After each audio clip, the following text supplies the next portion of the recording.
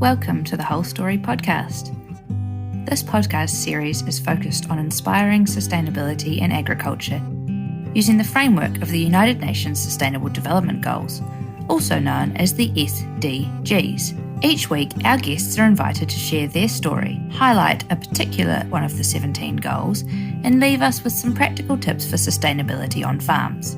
I'm Becks Smith, founder of The Whole Story, a B Corp certified social enterprise inspiring, facilitating and articulating holistic sustainability in agriculture. And this podcast has been brought to life in partnership with the incredible team at FMG, who are passionate about partnering with organisations like The Whole Story, so together we can support rural New Zealand. So whatever you're doing while listening to this episode, thanks for choosing us. The best way you can support our mahi is to follow and share the show on whatever app you're listening on, and I hope this episode leaves you inspired and excited about the bigger picture of sustainability in agriculture. This episode of the Whole Story podcast faced an avalanche of challenges to get here. Our poor guest broke his arm just before we were scheduled to record. And then when we did reschedule, we experienced the brunt of rural connectivity issues. However, here it is, and I am so pleased to share this conversation with Carl Storey, the Farm and Land Enterprises Manager from Hōhepa Hawkes Bay. This week's episode is based around the UN Sustainable Development Goal 10, Reduced Inequalities, and highlights the inspirational community that Hōhepa has created, opening doors for those with disabilities to promote empowerment and inclusion opportunities within agriculture. As Carl sums up, the opportunity is for us to learn from them, to learn to take the world at face value, to experience joy at living a meaningful life, and to experience a world without barriers of difference. This is a touching episode and also provides some very real solutions to labour workforce challenges that we are currently experiencing throughout our sector. So welcome along everybody. Today on the Whole Story podcast, we have a special guest with us. I'd like to introduce you all to Carl Storey. Now he is the farm manager for Hōhepa in the Hawkes Bay, and he's here today to highlight to us how empowering people and promoting inclusion in agriculture is so important. So welcome, Carl. Thank you, Becks. It's nice to be here.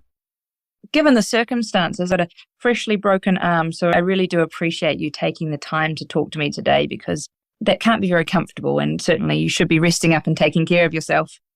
That's all right. I'm happy to be here and work through this podcast with you. Wonderful. So let's kick into it then. I like to start from the very beginning, and can you tell us the story of Carl Storey? The story of Carl Storey. I'm a father of two. I've been in agriculture for probably more than 40 years, agriculture and cheese making. Been lucky to work around the world at different places, particularly in France, where I learned cheese making, and returned to where I was actually born in Napier in Hawkes Bay, and do some work with Hōhepa here. That's a wonderful story, and well done on you going overseas and getting some skills overseas and bringing them back in Aotearoa, New Zealand. That's really admirable, and we need more people to bring those skills back to our fine nation. Yeah, look, it's good to see people go overseas and export some skills to overseas countries from New Zealand, and particularly we're well known for our work ethic there, but to also learn and develop yourself over there and then bring that new technology and newly learned skills back to New Zealand is good for everybody. Yeah, I think so, definitely. A core value to me and the business that I work in is sustainability. And so I want to jump right into it. It's a really big word, and I know that Hōhepa itself has a lot of links to sustainability. But personally, Carl, what does sustainability mean to you? Sustainability to me, really it's about our ability to coexist.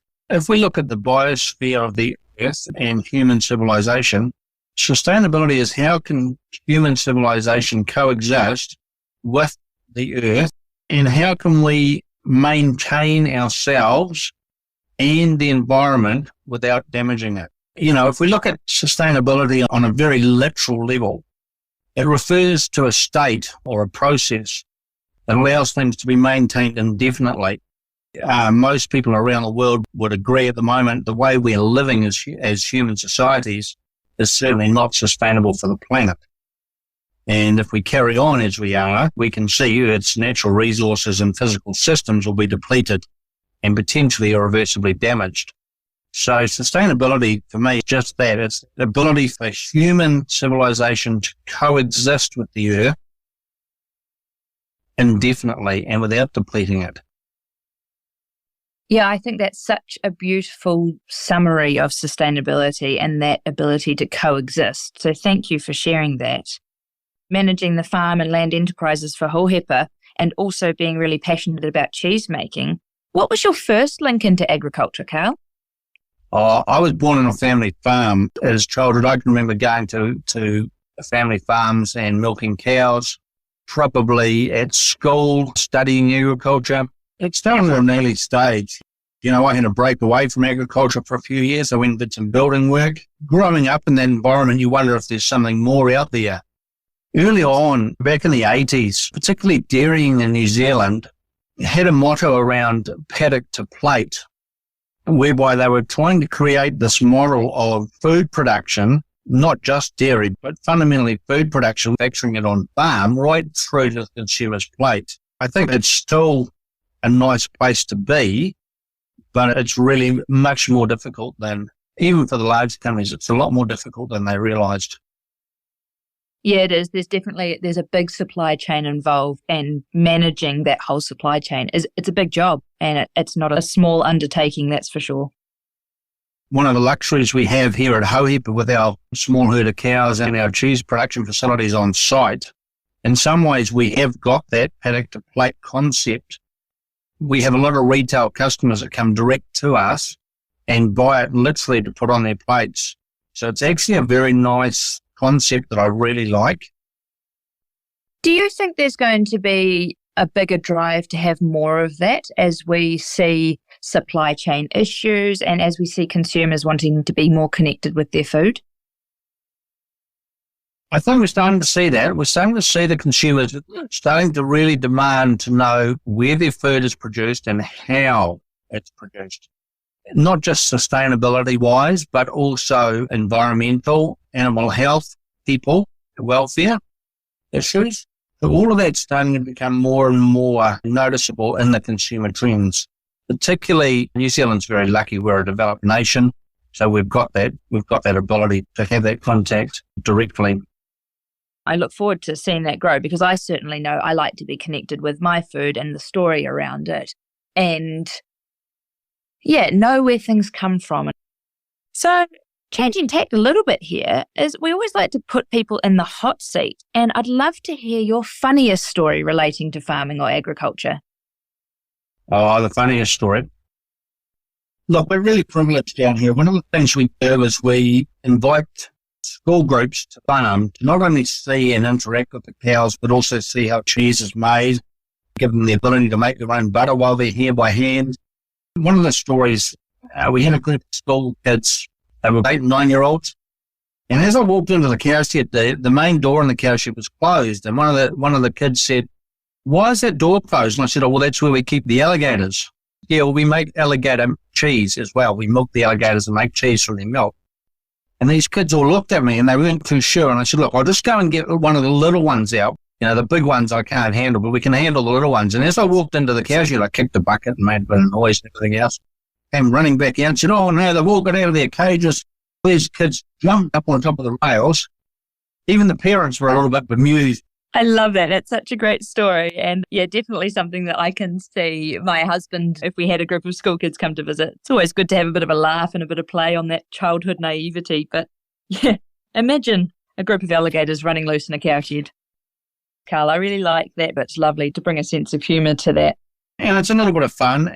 I spend a lot of time connecting the kids to the fact that the milk doesn't actually come from the supermarket. It comes from an animal and it's produced, in New Zealand anyway, on an all-grass system. Yeah, and I think it is that connection to food and bringing back the connection to food, whether it's through children understanding where food comes from or also just consumers understanding where their food products come from that they then nourish their families with. Such an important story to tell. So thank you for that.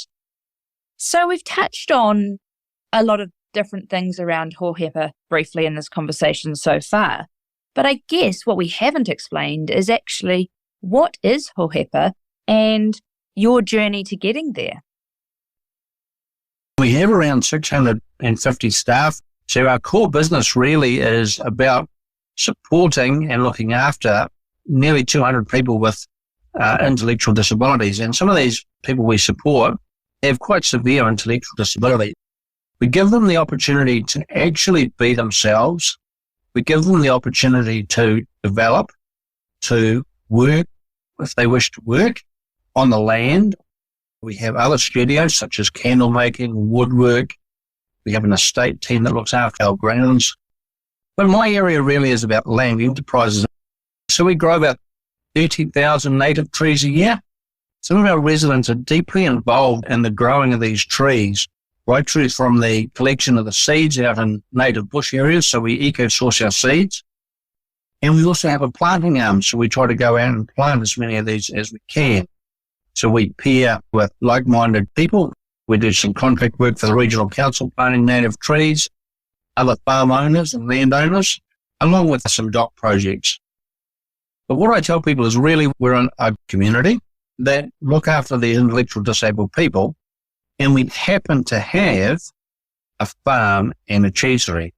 It's not the other way around. But all these enterprises give us the opportunity to give people a real chance and a real sense to be themselves, to find something that they might want to do, something they might like to partake in. They come along and they work with us as colleagues. It's not about forcing them into certain things. Completely and utterly their choice what they'd like to be involved in and what they'd like to do. It's a beautiful story, and it's wonderful to be able to provide meaningful work to people who might not have been given those opportunities otherwise. How important do you see that role of empowering people and promoting inclusion in agriculture? Really what we do is we just give them the opportunity and we create the work opportunity for them. A lot of the empowerment comes from within themselves. So a lot of what we do is just open the door and give them the opportunity, whether they wish to engage with cows, whether they wish to engage with vegetable gardening. But it's about just opening the door and giving them the opportunity to see, learn, and do with us. Should there be other opportunities for this door opening within agriculture? Absolutely. While we deal with quite a few relatively severely disabled people, there are others on the cusp that have some mild disabilities. They come to us in what we call our day services programs. And they have some vulnerabilities and some disabilities, but they're absolutely perfectly capable of doing work, and they love the work. They like getting paid. They like the freedom of getting paid and the ability that they can then have some life choices on what they do with that. And they also have some life choices with work around how they spend their day, who they associate with, and things that actually are important to them. And these guys, they find that planting the trees, caring is really rewarding and really important to them because they make a real contribution to the sustainability of the Hawkes Bay region. Yeah, I agree with that. And it ties in really nicely to, I guess, the next question I have for you. The whole story's work in this podcast series is actually based around the United Nations Sustainable Development Goals. And this episode in particular is focused on goal number 10 around reduced inequalities. And so the targets that lie underneath that goal are around promoting and empowering the inclusion of all, irrespective of age, sex, disability, race, ethnicity, origin, religious, or economic status. So it's a really broad range of inequalities. And we've been talking a bit more about Hōhepa and the work that they're doing to progress towards that target. But I wonder if you had any other thoughts around that goal or those targets that sat underneath it. 10.4, adopting the policies, especially the fiscal, the wage, to slowly or progressively achieve equality. In the New Zealand system, if you employ people that have a disability either physically or mentally, you can apply for a dispensation to remove them from the minimum wage scheme because they may not work at the same rate as an able-bodied person. We don't do that. We've never done that, and we don't do that at all. We pay everybody the minimum wage. It's literally about equality. They may not work at the same rate as us. They may not harvest vegetables or milk the cows, do the cheese quite as quickly as us, or they may not operate on the same intellectual level as us. But it doesn't mean we pay them less. And this is really important to me. We have a milk bottling line and we have one staff member and 3 to 4 people we support in there. They're all doing the same job. The outcome of that job is milk in a bottle with a nice label. If any one of them isn't there and they're doing their little job, the bottle of milk doesn't come off the end of the production line to be sold. The equality is they all must do their little part. So why shouldn't they all be paid the same? When I first came to Hōhepa, I had no experience with people with a disability. And what I've discovered is that they all have a heart of gold. They all are extremely honest in what they will tell you. They don't have a separate agenda going on. When they come here to work with us, well, actually it's our privilege to work with them because we actually learn a whole lot more from them than we can from other people in society. It's their real heart of gold, honest approach. They know that they have some limitations of perhaps what they can do. And I'll give you an example. We have a young man here. He will find something on the ground. It may be a feather from a bird. And to him, that is a treasure. And he will slowly hand it over to one of the staff. And to him, he is giving them huge treasure from himself that he has found and located. They don't see age, sex, race as an issue at all to them. It's all just, we're off to the farm, we're going to do some work, we're off to trees, we're going to do some nursery work. There's no inclusion issues whatsoever. Yeah, and I think that really nicely summarizes what we could in fact learn from people around us, because it's really about taking the world at face value and also really treasuring, as you highlighted there, the gifts that are in it. And we have people from the school right through to elderly. We have different ethnicities and obviously sexes. So now they've got an old straw hat on and some baggy jeans. No one minds. No one doesn't look at them and say, oh, your straw hat's a bit tattered and torn. It's the honesty that you get from these guys that they just love what they do. They really genuinely enjoy being outside, being able to interact with the animals, being able to interact with nature, and rewarded with a little bit of work as they go along. Yeah, I think that's beautiful. The world could do with just a little bit more honesty and a little bit more joy in the everyday, couldn't it?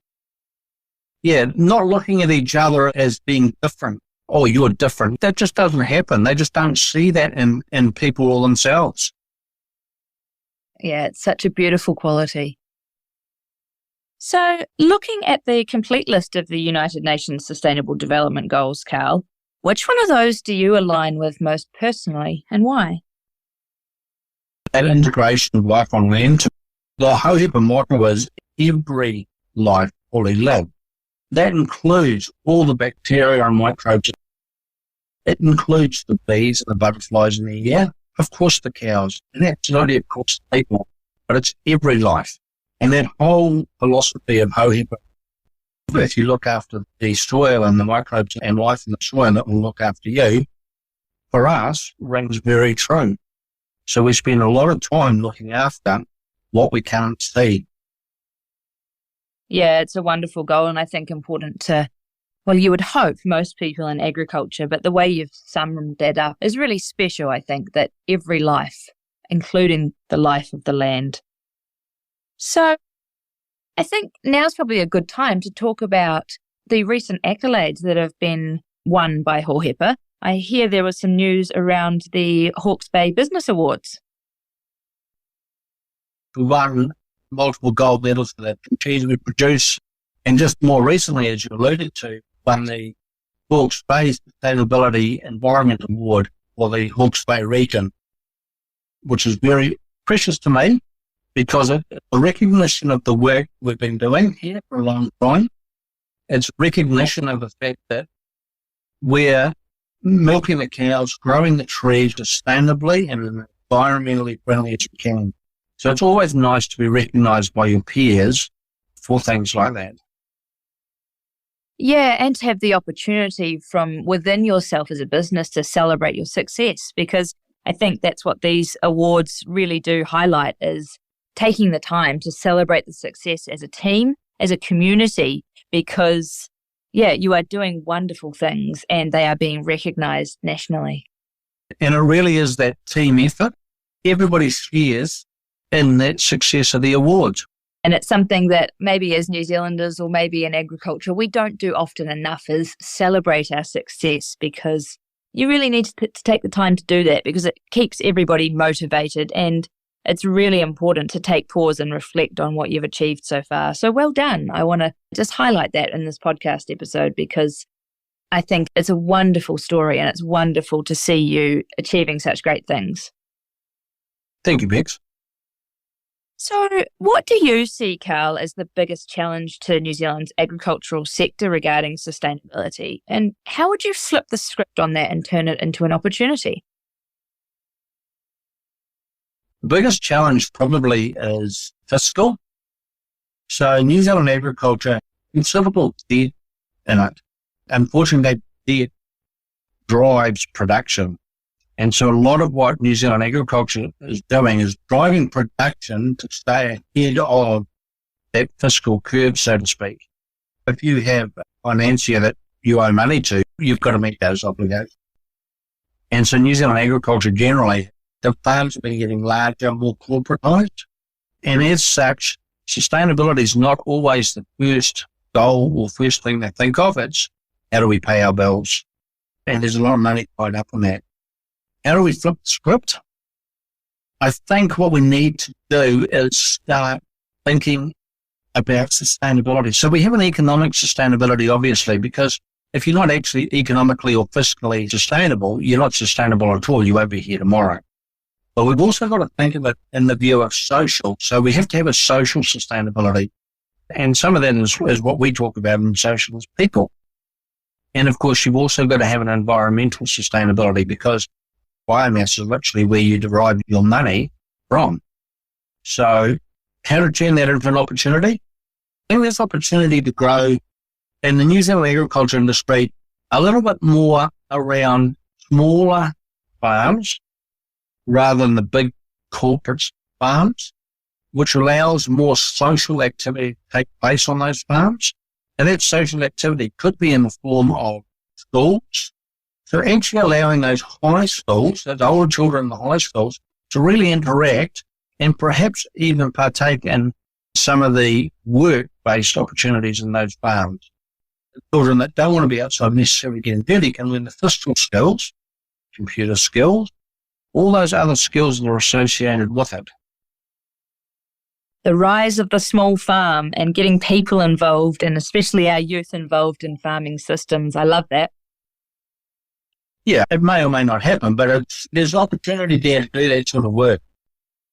There is opportunity, because I think something that is becoming more highlighted, farming isn't just about, working with animals in a paddock. There's actually so much more to farming that if you're interested in coming up through high school, there's probably an opportunity for you within agriculture. And I don't think often enough we connect that there's actually, you don't always have to be outside getting your hands dirty in the paddock. There's a whole range of skill sets required within the agricultural space. There's space for everybody. It's really the ultimate, and everybody has a role to play, and we can make opportunities for anybody. Yeah, absolutely. Even, better use of irrigation water through technology and robotics. The whole methane chain and studying that, and can we change the diet of the animals, or can we change the gut bacteria? Science opportunities, everything's there. It's really important, I believe, for them to get their feet on the ground and connect actually with nature. Yeah, I agree. So what's on the cards for the next 12 months for you, Carl? I guess we're trying to work through at the moment. We're very passionate about our biodynamic farming. And we also have quite a lot of evidence, both anecdotally and internationally now, because it's the catchwords at the moment, of course, is locking more carbon into our soils, and we're growing our soil biomass faster than we're actually expelling carbon. And so we're actually working quite diligently at the moment with Massey University. We're looking for a couple of PhD students to really get down and do some full study around what our carbon cycle is. And by that I mean, we're not looking at methane, we're looking at carbon. So are we sequestering more carbon by growing pasture, eating that pasture and turning it into product than we are emitting in our processing? And so we're really looking to get some good quality research, local research, to just say there is opportunity, and now we have some science to prove that what we're doing is working, that we can slowly bring and tell that story to others who may suddenly say, well, I don't need to change a lot in my farming operation to do this. That's the next 12 months to 2 years. Well, that sounds like it'll keep you busy, that's for sure. And I think it's a really nice thing to highlight there is that you're not saying everybody has to do what you're doing, but actually wrapping the science around what you're anecdotally seeing and experiencing then provides options for other people if they're looking at perhaps doing something different or they're just curious, then you wrap the science around it. And I think that's really important. Yeah, it's very interesting when you go and talk to farming group and they say, oh, you do that biodynamic Demeter stuff. And they say, oh, how's it going? And then you compare notes. Our cows are producing at this level and this is our production per hectare and this is our profit. And they look at you and go, but hang on, that's the same as us. Actually, your profit's greater. Why? And so it starts that interesting conversation. For the next 12 months, 2 years, if I can really wrap some good quality science around what we see here, then we've got something to go out and really talk about. Yeah, and that's how we see behaviour change in agriculture is actually farmers learning off farmers and real life farming experiences. So I applaud you for doing that because that's certainly that's right. How we like to leave people at the grassroots level with this podcast. And so I guess the last question I have for you, Carl, is what is one practical take-home action that farming businesses can take to contribute to sustainability? It's a difficult question, and I've thought long and hard about it, and I really don't have a simple take-home action. But I guess one of the things I've thought about a lot of is our store visits to see what's happening down on the farm, how milk is actually produced, how product is produced from that milk. And I guess a practical take-home is host a children's visit, a school visit, because one of the things you get is you get very grounded by the children. They ask you very down-to-earth and sometimes very difficult questions, which then make you, in your own mind, question, what you're doing, is what you're doing sustainable? And that's probably a good take-home because just because we think we're doing it sustainably, until someone actually asks you a hard question, and that could be from an 8-year-old, but why are you doing whatever it is that you're doing? And you really start to dive in your own mind and think about it. Sometimes that can prompt little changes. And so I would say that would be my take-home is if you're able to host some children and out on a farm or in any enterprise, is to listen to them because it's really interesting. It's a big question in schools. It's something that they're being taught, something they're learning and studying about. And those hard questions, whether what we're doing is correct. And that starts that whole sustainability model. Are we doing it right? Doesn't mean what we're doing now will be right in 10 years' time. I mean, it'll be right in 20 years' time. Perhaps it is. Hopefully it is. But that would be my thing. I think that's great advice. And I know that there's a couple of different programs in place that actually enable farmers to connect with schools or with perhaps urban communities to host and to take on board those questions. So I will put some of those opportunities, the links to those in the show notes to make sure that helps make it a little bit easier for people to take those hosting opportunities. And as you say, reach out to your local schools and invite a class of the kids to come along, because I think that's a really great take-home tip that you've given there, Carl. Well, thanks. Yeah, thank you so much. You've been so generous with your time and spirit and your knowledge and experience. And I know we've had some technological issues. It's going to be a very funny story to tell people later on. But I really want to thank you for your patience going through those. And yeah, I wish you a great recovery from your broken arm, and I wish you all the best with Hōhepa as well. Good as gold. Thanks so much. Thanks for listening to this episode of the Whole Story podcast. We really hope you enjoyed it and are feeling inspired and optimistic about putting sustainability into practice on farm. I have one last request for you before you go. Make sure, whatever platform you're listening to us on, that you hit follow and share the show or episodes with your friends, so that together we can grow our community and inspire sustainability in agriculture in Aotearoa, New Zealand. And thanks again to FMG for partnering with The Whole Story so that we could bring this podcast to life for you all to enjoy. Catch you next time.